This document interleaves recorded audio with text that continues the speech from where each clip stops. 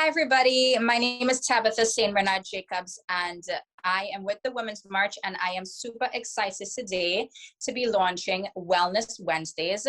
We are going to be having conversations and demonstrations and discussions with people that we love talking to who are thought leaders every other Wednesday at 12:30 Eastern on Instagram Live TV. So join us every other Wednesday. Today, I'm super excited to be talking with Tiffany Laibhen. She is a mom, she's an influencer, she is a voice of our generation, and I'm super excited to talk about mothering and what it means to be a Black mother in this time. So welcome, Tiffany. I love your sweatshirt. Thank you, Tabitha. Thank you. I'm excited to be here. You're actually our first guest, so you are launching this with us, so we're really excited to have you here with us. So can you tell us a little bit about you, your family, your life, and so forth? Yeah, I'm a lifestyle vlogger. So I talk about everything from self-care to hair and beauty, and most recently family. So I just had a little baby boy 7 months ago.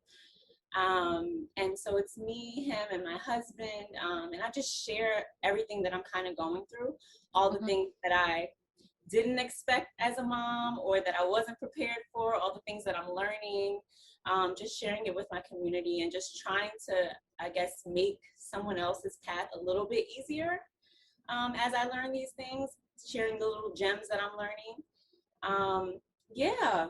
That's basically where I'm at right now, just really trying to help women along. Well, welcome to the Parenting Club. It is a fun and exciting place to be. I always think about like mothering, this thing that we do when we become parents, and it's always we're coming up on Mother's Day, and I'm excited because it's a chance to celebrate parenting, because we know that mothering is a verb. It's something that is done not just by people who have children, but it's also done by community members, and parents look so many different ways, from parents that are in same-sex relationships to grandparents to uncles and aunts. And this act of mothering is something that we all need to do as a community to raise a generation of children that can go on and really take over the world. Yeah, it takes a village. That is it's such a cliche, but it's such a true statement. And I learned that as soon as I gave birth, I learned that, because you can't do it all.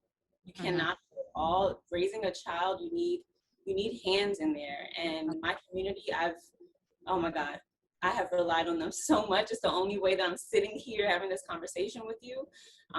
Between my mother, my baby's name is Ever. Ever's grandma, and friends and family stepping in and helping me. It's been everything I needed, and honestly, I don't know how single parents do it. They are the real heroes, because I'm like, you need those hands in there to help you move along. Yeah. And your mothering, like you said, is definitely it's a noun, but it's also a verb. It's like you have to be active in guiding your child. Like, having a child alone is not mothering. Being active and making sure that I believe in guiding a child rather than trying to take control. And so I'm trying to guide Ev, see what he's interested in, and help him along. I love that. What's it been like for you being a new mom in the midst of a pandemic? I mean, your son is 7 months old, so that means you gave birth in the middle of the pandemic. I was pregnant as soon as I found out I was pregnant, we went into quarantine the next month. Oh my gosh. I was pregnant throughout the whole quarantine. And then, yes, I had him in the midst of the pandemic. So I'm an introvert. So honest, like, it wasn't the worst thing in the beginning. Like, I was like, I get to stay home and do everything from home. I was kind of excited, but at the same time, I'm a big family person. So, my family and I would get together multiple times throughout the year, parties and, cookouts. And during the summer, we all were locked down, and So not being able to see my family, and then especially once he was born, not being able to have him have that time, that's really important to me. That was tough. You know, as we all, Zoom has been the best thing for us, Zoom and FaceTime. You know, before my mom was coming over and things, we were FaceTiming her all the time, you know, making sure she's not missing any of those milestones. And definitely my community on Instagram has helped make this a lot easier, just because I'm not going through it alone. There's so many other moms that's going through this as well. So being able to chat with other moms and seeing what they're doing and how they're holding up. And then again, like I said, sharing those gems and talking to moms and communicating, that definitely helps me to stay sane. Definitely. Let's talk about another dynamic that's been at play during this pandemic and really even before, and that's the experience of being a Black mom. We saw that George Floyd was murdered while we were under lockdown. We've been seeing almost weekly, I think in some cases daily, instances of police violence against people of color, including Black people. And I struggle sometimes with like how to talk to my kids about this. My oldest son is 6 years old, and I think it's important to talk to him about these things and to not shield him from the realities of what it's like to be Black in this country. And it's a challenge to always find an age-appropriate way to talk to him, to sort of not make him scared, but sort of make him understand like this is the reality of what it's like. So do you ever think about like how are you going to talk about these things with your son when he gets older? How are you going to tackle this as a Black mom? I do. Me and my husband talk about this all the time. Even before I was pregnant, you know, we had conversations about when we had kids, what we would say, how we would want to bring that up. So for me, you know, for anyone that follows me, they know I am big on not living in fear. And I'm very faith-based. So a big thing to me is not instilling fear in my child. You know, I don't want him growing up believing that he needs to, you know, bow down to anyone, or he needs to like, you know, quiet himself down, or, you know, wear a certain thing to be accepted or anything like that. And don't get me wrong, like I get the conversation about, you know, Black moms, we have this conversation often where we're like, you know, we don't want, especially our young Black men, we don't want them walking around looking a certain way so that they don't attract the wrong attention, or talking a certain way. And for me, I kind of want us to take that power back.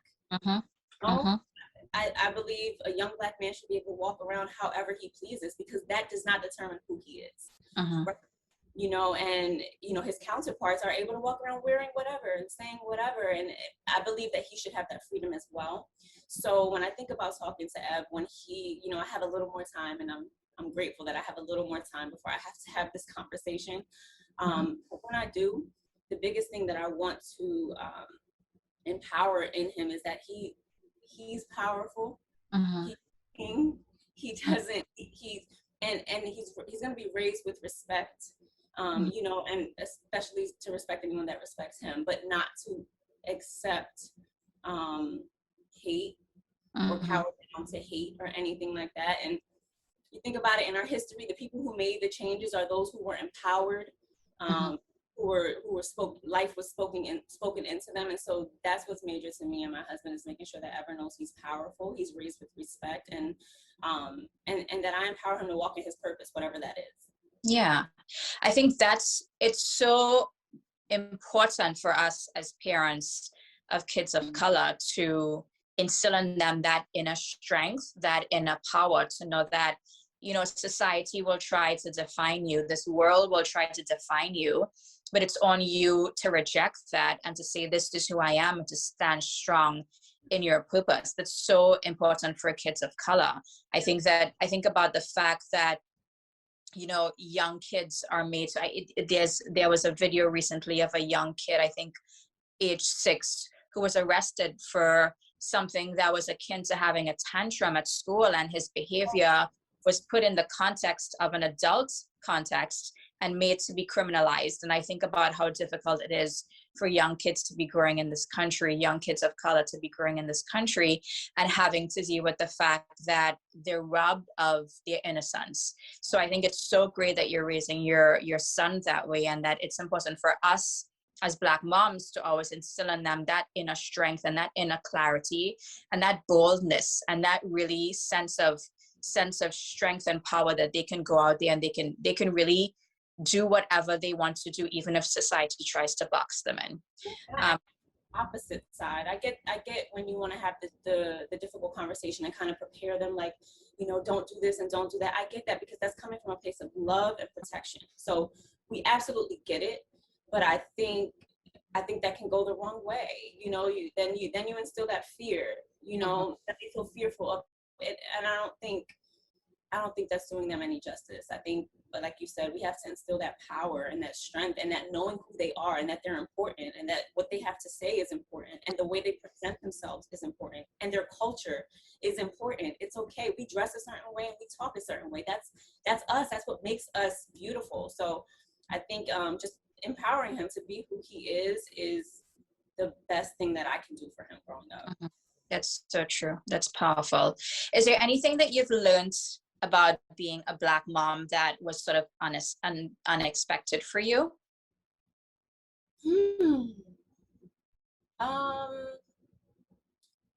I think if anything, it was just having these conversations so early on. You know, having to think about this stuff so early on. You think, you know, you only think about having your baby and the joy and the enjoying those moments, but then you look at the climate that we're in right now in our country, and you can't help but have these conversations. Even with me only having a 7-month-old, you know, I have to actively think about how I'm going to protect him.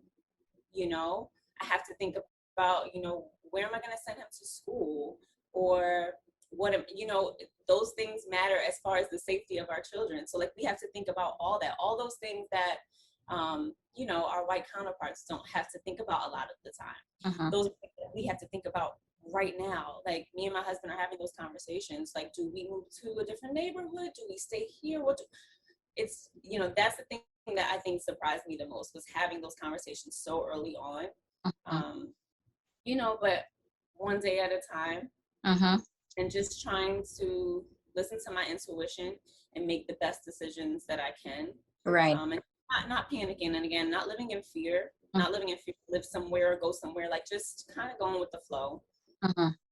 That's so important. They say kids start noticing race differences as young as 3 months, is what the studies are saying.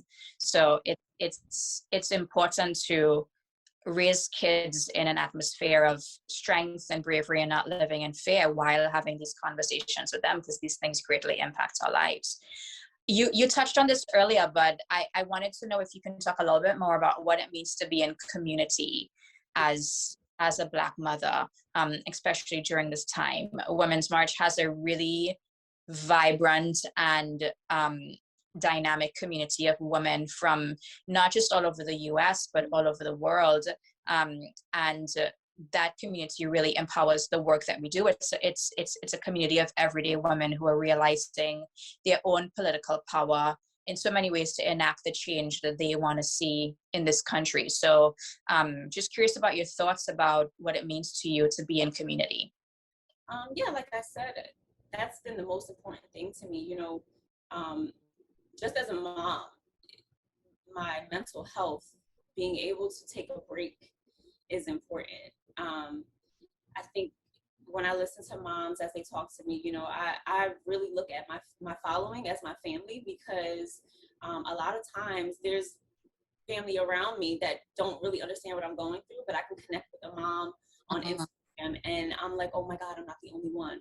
You know? And that makes me feel so much better. But a lot of times what I hear moms telling me is that, you know, they don't have time for themselves, and they can't, you know, they feel mom guilt about leaving the baby with someone. And one of my biggest messages on my platform is ask for help. Ask for help. And my, you know, like I said, my mom has been so helpful in coming and taking Ed for the day so that sometimes I could just do nothing. Mm-hmm. And so having that community there, you know, having some people to reach out to, I actually just hired a nanny, and that is one of the best things that I've done because, you know, again, I'm able to work, but I'm also able to have that self-care time. I'm able to just take time for myself, and communicating with my husband. Mm-hmm. So he knows when I need a break, Mm-hmm. or, you know, when I just need time for myself. So community has allowed me to have some type of balance and mental health, and a break that we all need. You know, moms have to take that pressure off of themselves to have to do everything. You don't have to do everything. You don't. And if you, and I know everyone's not as lucky. You know, I talk to a lot of military moms that are by themselves. You know, they're not around family. But I think, like I said, online, having an online community to talk to, that takes the weight off of me sometimes when someone is not right in my space, when someone can't physically come help. Just having someone you can talk to and kind of bounce things off of, it really can help. Mm-hmm.